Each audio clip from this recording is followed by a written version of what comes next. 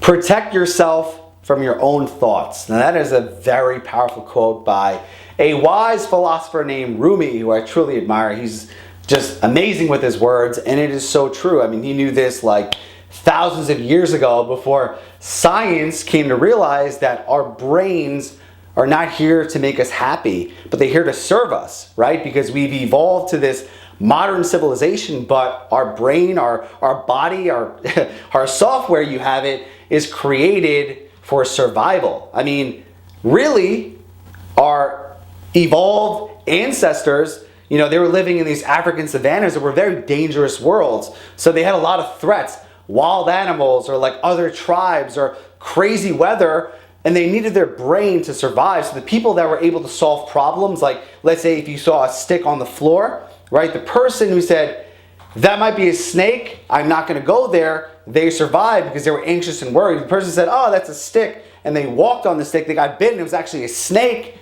they died and their genes did not get passed on to the future. So our brains are created for two reasons, right? This might be controversial for a lot of people, but it's true. Look it up, it's science.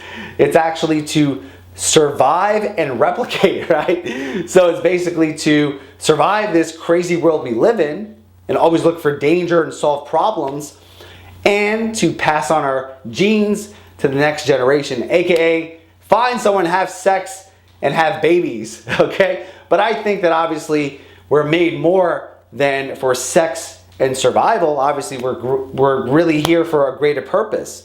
But understanding that at the core level, our mind is not here to make us happy. It's here to solve problems and to get us out of danger. You know, in this modern day cushy life, we don't have as much dangers as we used to have in the wilderness, right? Our ancestors had to go through a lot of challenging, difficult situations, and our brains evolved because of that. But it's knowing that you must protect yourself from your own thoughts, and throughout the day we're gonna have so much thoughts because our minds are these problem-solving machines, right?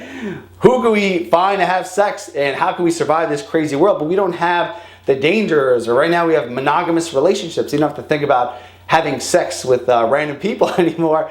But the bottom line is understanding that our brains are just like thousands of years ago, but we live in this modern life, and knowing that if we could just observe our thoughts and know that it's here not to really make us happy, but to protect us and to help us avoid danger, then we gain a lot of power, right? Because your mind is this amazing instrument, and you have two choices. You could master your mind or become its slave.